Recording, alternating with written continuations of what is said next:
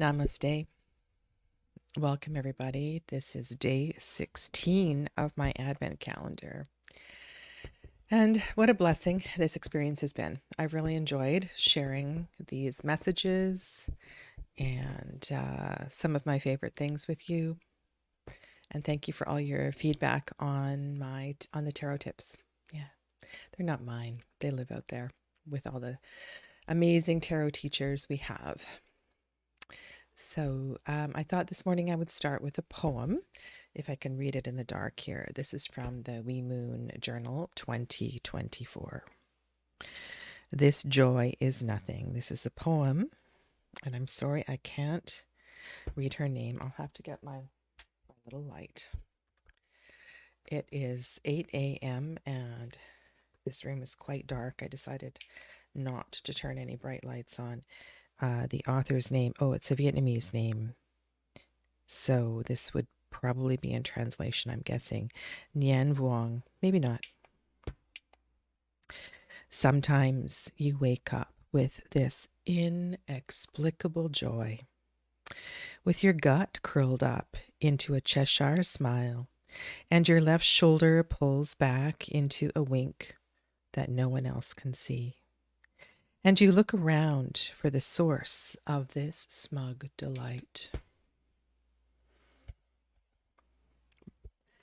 but can't, at a glance, find its origin in any particular thing, not in the whisper of a morning that gently beckoned you awake just in time, before anyone else would even think of rising at this Mad Hatter coffee over tea hour, before the light of the sun has even risen.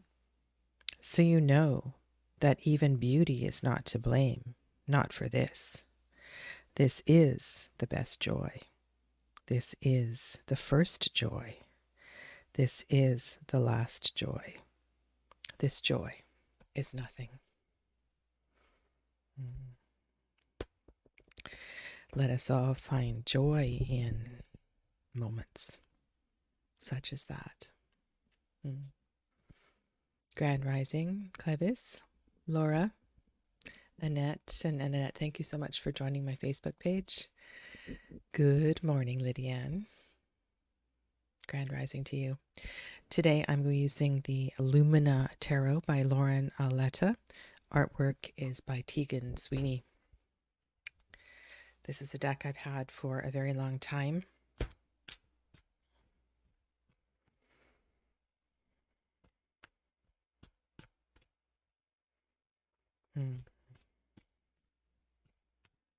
The moon is in Aquarius today. What are your Aquarian ideals? Is there something today that can just feel like it's reaching a little?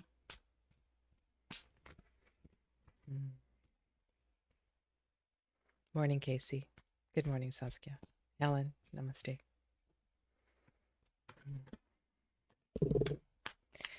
My goodness, cards flying everywhere. Well, I will put that Ace of Cups on the table. That's beautiful. Okay.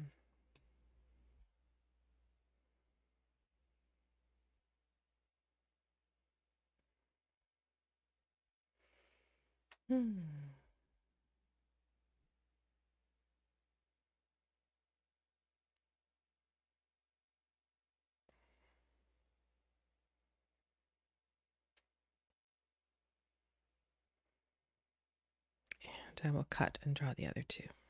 There we go. Wow.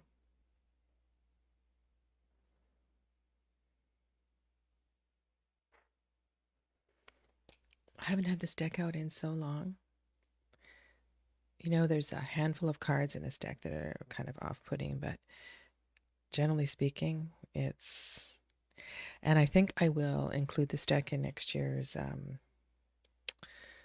exploration of Pip and Marseille and Marseille variations.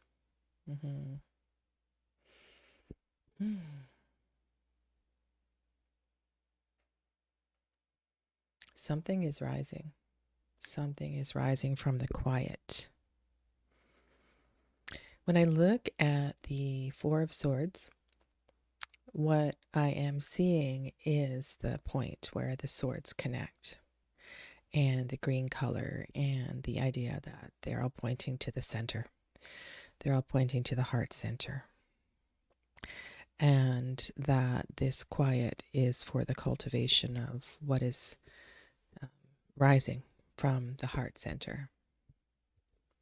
There's something also that is rising through the protection that has been held. There's something about that Seven of Pentacles and the metaphor of the cactus.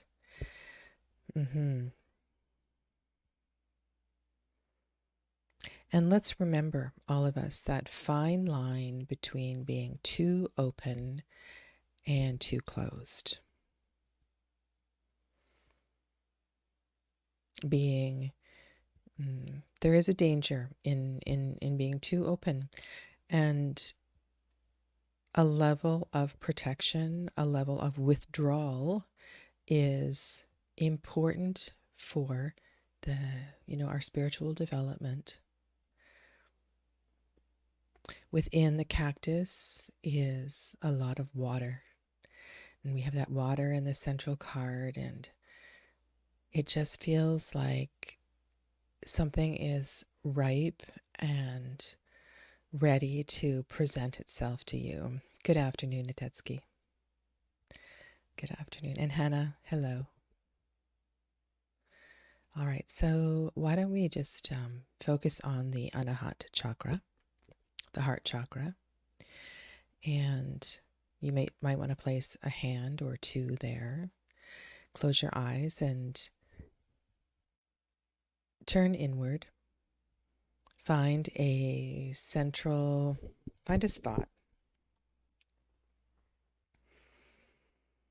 between the two lungs, behind the sternum. Feel a gentle, sweet breath in your chest. The resonance, the seed sound mantra of the Anahat chakra is Yam. And as you sweetly breathe in and out of Anahat, hear and be in the frequency of Yam, perhaps silently repeating it to yourself, filling the heart space with love and light and joy, allowing what is just right there, inviting it to come to the surface. Inhaling Yam and exhaling Yam. Talking to it as if it were not a little child, but one who just needs a little bit of encouragement. Perhaps another 24 hours of contemplation, maybe a little bit of journaling, but it's there and it's ready and it's ripe for the sharing.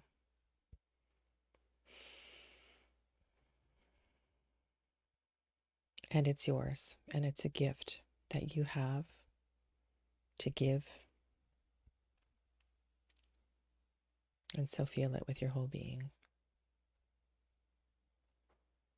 And let that sensation expand beyond the heart. Let it expand over through the whole torso, into your shoulders and arms. Feel it in your hands. And let that sensation expand over your back, your face. Feel the tingles on your scalp, and then let that sensation move down the body, over the hips and legs, knees, ankles and feet. And even feel this in your toes.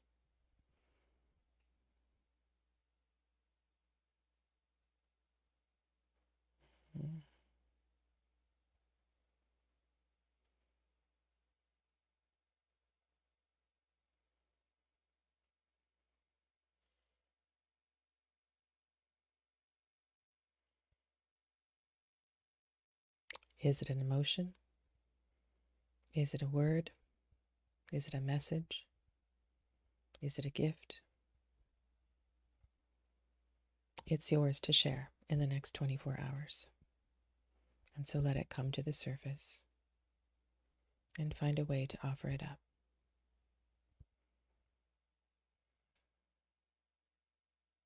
And when you feel ready, go ahead and gently open your eyes, and you may wish to jot something down.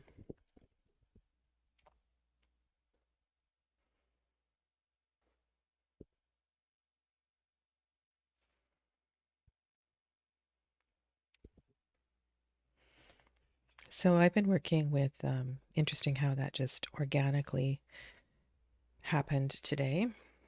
I've been working with chakra medicine for a long time. Many of you know a thing or two about my yoga journey. That has been both plentiful in North America as well as India.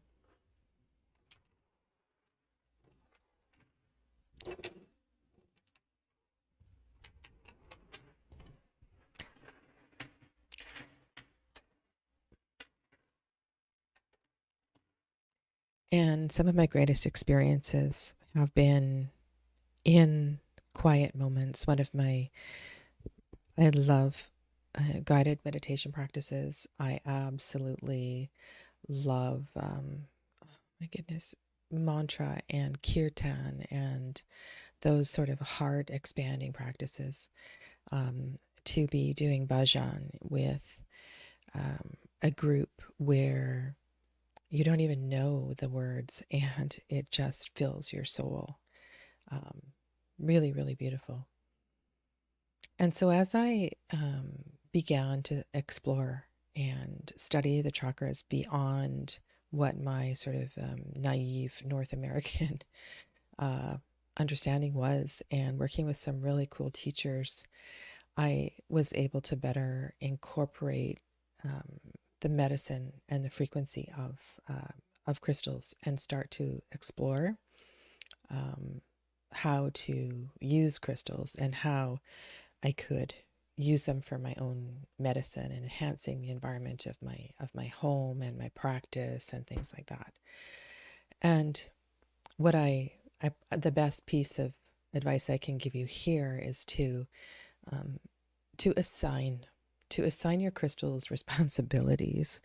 And this might sound absolutely crazy, but one of my favorite things is to, when I'm doing my housework, is to go around and talk to my crystals. And as I'm dusting them or smudging them, some of the larger ones, and then of course in the summer, a lot of them get outside for days at a time. I remind them of what their responsibility is in the house. I'm staring at a huge piece of septenarian, the dinosaur crystal, black on the inside and sort of mottled, looks like a turtle on the outside. And I have like a broken egg. And when I look at this, I just invite it to bring the ancient wisdom and power of the earth into the home. And when I go and visit my huge rose quartz, the mother of the house, I remind her that sometimes, we need her energy to help calm the frequency of the house. And I really have built some beautiful conversations with some of these rocks. And it's funny because I never, I don't know, I used to think they were just pretty. And I have a lovely, lovely piece of shadowkite that's in the altar in my bedroom. And it's really powerful. And the thanking it and acknowledging it and holding it and bringing it close to my heart. And frequently, I think there's something about the frequency, the regularity of these sort of intentions that you place into crystals. So of course, crystals need to be cleared and charged and all of that. But I think intention is so underrated. And so yesterday I was mentioning um, tumbled stones and little bowls of tumbled stones that I have around the house. And I do and have used these in readings for myself and with clients. And I thought I would share with you some of the ways that I have incorporated chakra medicine into readings as my tarot tip for today. So one thing that you can do if you're using crystals, and I'll talk about doing this with cards in a moment, is to assign a rock to a crystal. And you should know that there are an abundance of assignations, and this can be very, very personal. And also know that different rocks vibrate differently for different people. And I don't know if I can give you an example here. So, for example, hematite. Um, Hematite as a root chakra crystal may create too strong of a pull for some people. And I have been in classes where it's almost like people, they put it down. And I usually have 2 or 3 crystals when I'm doing crystal workshops for people, and ask them to find the one that feels comfortable. It feels activating, but not too strong. And so I usually have a couple of choices. I think so dark in here. I think this one is red jasper. So red jasper is a great root chakra crystal. And I'm just going to pull out one for each of the chakras here. And then for the Swadhisthana chakra, I like using moonstone, and I don't know if there's a piece of moonstone here. And so might go to carnelian. That's another one that works really well. And because there's no carnelian here, I can use this red jasper. And then for Manipura, I love, oh my god, I like to use tiger's eye. That's something that feels really good. You can also use citrine, something that feels empowering. There is a tiny piece of yellow jasper here, so I think I'll use that. And then for anahat, well, there's a few. I think I'll use the rhodonite. I saw that. I'll use that for anahat. Or I could use something a little more gentle. There's some rose quartz here. And for Vishuddhi, be careful how strong of a crystal you use. Vishuddhi, so sodalite is pretty gentle. This is lapis lazuli. Do I have any sodalite here? Sodalite is great. I think this is dumortierite. Sodalite. Is there any sodalite? It's so dark I can hardly see these things from where I am at. Okay. You know what? This is a piece of chrysocolla, and I'm going to switch the chrysocolla and put this down for Swadhisthana. And chrysocolla is so good for female organs and the goddess energy. And for here is some sodalite. There we go. That's not sodalite. What is this called? This is a blue lace agate. Blue lace agate. So there we go. That's for Vishuddhi chakra, throat.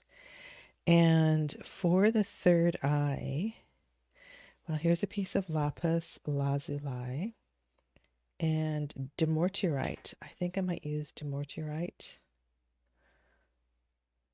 There's also here fluorite. Let's use fluorite.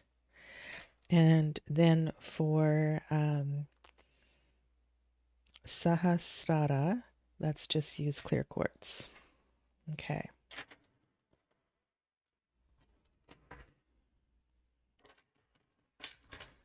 So one of the things that you have, there's a few options. So once you have assigned your crystals, what I would then do is either just place them down and choose one.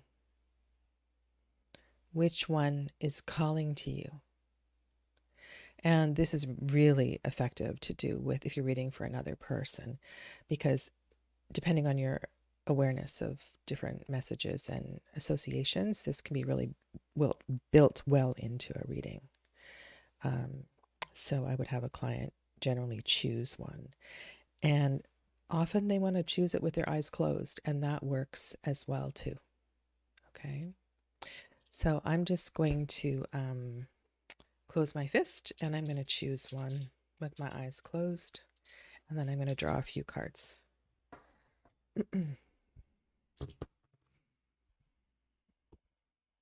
Okay.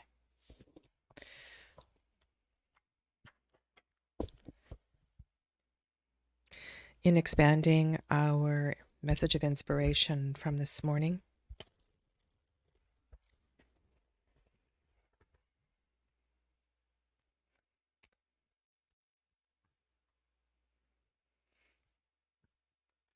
how might we draw this, expand on this heart-centered message? And what is it about root chakra harmony? So know that the root chakra is often connected to issues of family, which is very relevant at this time of year. And I was asking you what is just below the surface.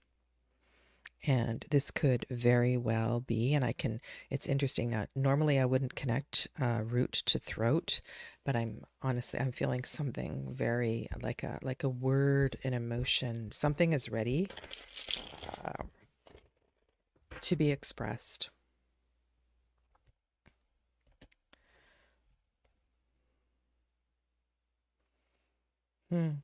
Now, what a beautiful combination. This is soul trees.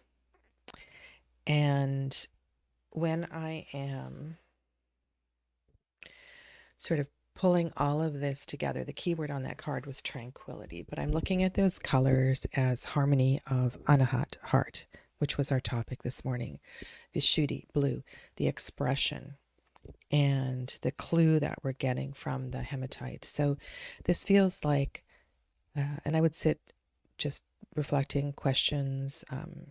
Who is the family member that is on your mind right now? Is there a message for them? Is there a sense of peace? And I'm almost sensing that this is, let them know it's not such a big deal. Perhaps they have been worrying about something, and it is up to you to bring peace and comfort to them. And so this is about you, this heart-centered courage maybe coming to the surface, where you can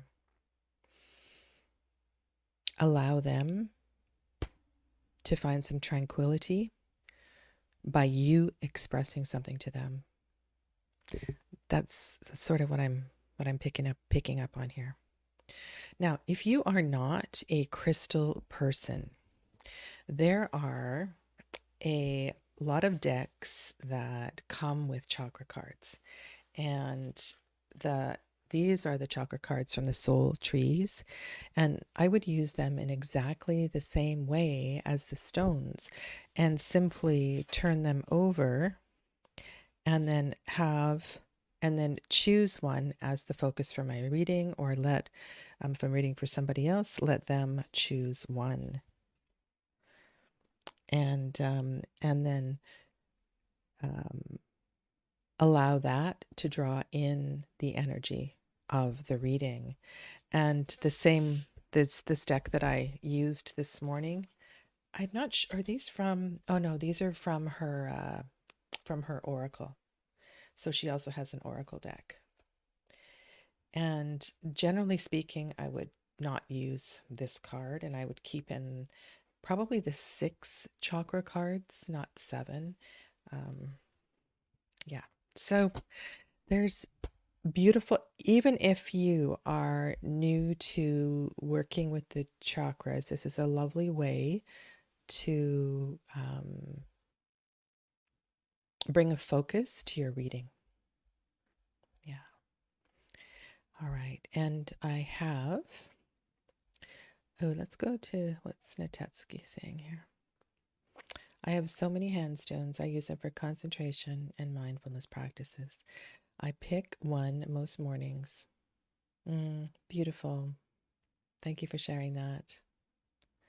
And Clevis says hematite was one of her mom's favorites.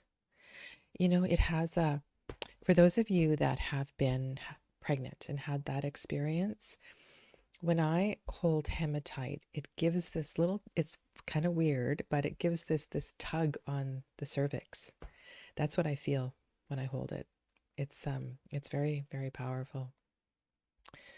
Yeah. So if you are interested in expanding your knowledge, just know that I do have a course.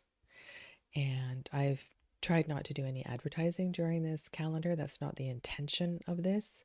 But if you want to know how to build chakra energy into your tarot practice, I have an 8-class course. And this is a combination of a class that I taught a couple years ago, and I have recorded 3 sessions so far, and my intention is to I'm recording them live, and the 4th session probably will be this weekend. I really need to look at my schedule. It's so busy. I may have to bump it to January, and everybody that's pre-registered, I will let you know. Yeah, so this, because I've spaced it out, it gives you time to absorb and work with the chakras that I've already introduced. And so there's 3 classes that are pre-recorded at this point. Yeah. And if you have any questions about it, please ask. Okay. And then lastly today, just a reminder of what's happening for this Advent calendar.